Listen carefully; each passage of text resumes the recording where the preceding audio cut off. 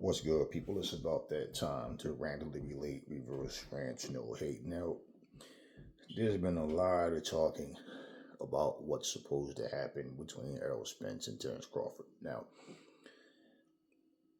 this is what I've been hearing like for the past couple of days, just back and forth, different channels saying that Terrence Crawford said this and Errol Spence said that in terms of negotiations. Now, it's real simple. If the agreement in the contract, okay, is that they're going to fight twice and that the rematch would be at 154. Now, I don't know the details of what the stipulations was in the contract. Nobody's giving you those details. I keep hearing the same things. One hand, does it make sense to fight for undisputed 147-pound titles at 154? But the point is, if the fight was to take place, the rematch at 154, my guess would be the winner himself wasn't going to stay at 147. That he'd end up going to 154 to stay. Terrence Crawford has expressed interest in going to 154 to fight Jermell Charlo. He's even talked about going all the way up to 168 to fight Canelo. Errol Spence has said that he's been at 147 too long. He's been saying this for the past 3 years, that it's time to go up to 154. Okay. If it was contracted and that's what they agreed to, then that's what's supposed to happen if that's what they agreed to.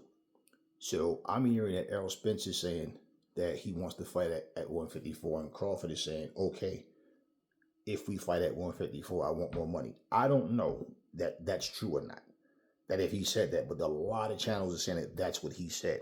I haven't heard anything, not on his social media. I haven't seen anything. I haven't heard anything from him or from Spence. I'm just hearing these fans, these fanboy channels, these people saying different things.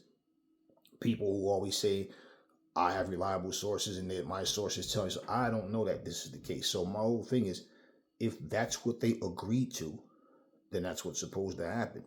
And that would go into effect for the simple fact that Errol's, the loser would say, okay, if the loser decides they wanted to exercise the rematch clause, okay. Whereas just like Canelo, for example, his deal was different when he fought. Who did he fight? He had one of the fights was supposed to be with Beevil and with Triple G.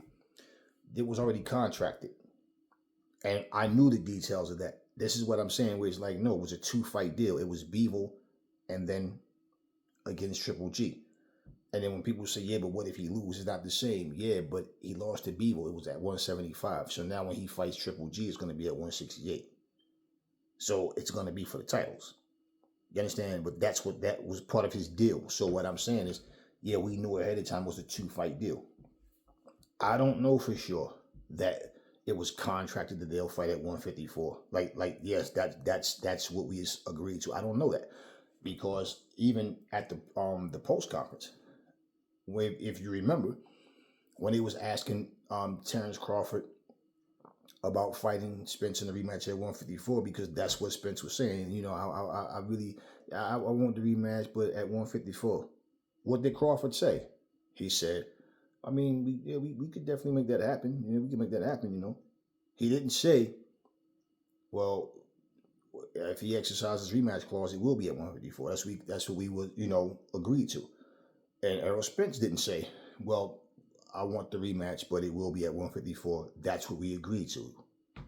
Neither one of them said it.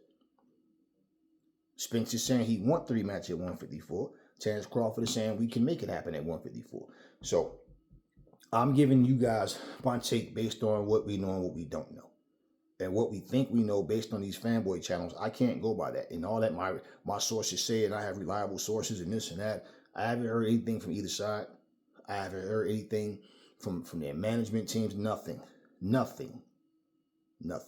So it's like I said, it's simple. If that's what they were contracted to do, then that's what will be happening. That's a breach of contract if he decides now all of a sudden, oh, I want this, I want that.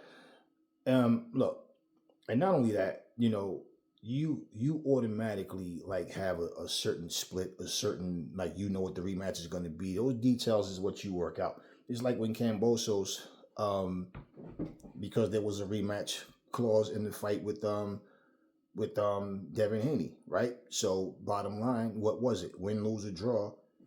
Both fights have to happen in Australia. Win, lose, or draw, I get the lion's share of the money. You understand what I mean? So that was already stipulated. And that's what I mean. For those who may not, for whatever reason, understand my point. That's what we already knew. That was contracted. That was the stipulations, and it was agreed to. So if it was agreed to that one fight at 147 and the rematch would take place at 154, then there's no debating. There'll be no, oh, I want more money. I need that makes no sense. Like, no, what you mean? You're going to make more money. You're the fucking A side, right? So of course you're going to make more money. So why would he have to emphasize, I want more money? Of course you're going to make more money. Of course you are. You're the A side in this situation. And Errol Spence obviously don't have a leg to stand on in terms of trying to call shots. You heard him say that I do, but I really wanted to be. He emphasized, how many times did he say he wanted at 154 in that same interview, right? So, and that's the only time you heard him talk. You haven't heard a peep from Errol Spence since that fight. So it's like, yeah, if that's what they agreed to, that's what's supposed to happen. Now, of course, yeah, the fact that they fight at 147, but if they both agreed to fight at 154 for titles that represents, the welterweight division, I mean, yeah, it's a weird stipulation, only because titles are on the line. You understand what I mean? But if you guys remember, when they was talking about Keith Thurman versus Errol Spence, what was the rumor? That it was going to be at 154. So this is why I'm saying I don't think that either guy plans on staying at 154, at 147. So let's say, for example, they do fight at 154. Terrence Crawford is still undisputed, right? He's not stripped of his belts or anything. Now, if he stays at 147, then there's no reason to not fight Jaron Ennis, right? If he goes to 154, we know that he wants to fight Charlo. He already said so.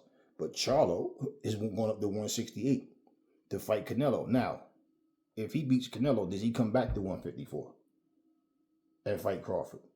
I'm not talking about what people are saying they want to do. I'm saying, like does it actually happen? Does he come back? No, I want Crawford. We're going to fight at 154. No, it doesn't matter. Why? Crawford already said he wants to fight Charlo and Canelo.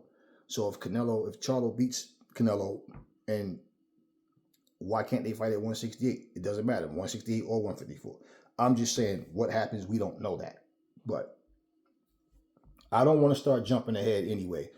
And the thing about these channels is like, man, people say so much and start talking and my sources. It gets to the point where people forget what was initially said. And they start mixing opinions and what people want to happen in this little fantasy stuff that they come up with. And they're giving it to you like, oh, this is what's actually going on. We haven't heard anything. So it's as simple as that. Either it's going to happen or it's not. I don't know. But I've heard nothing from Terrence Crawford's side or Errol Spence's side. So it is what it is.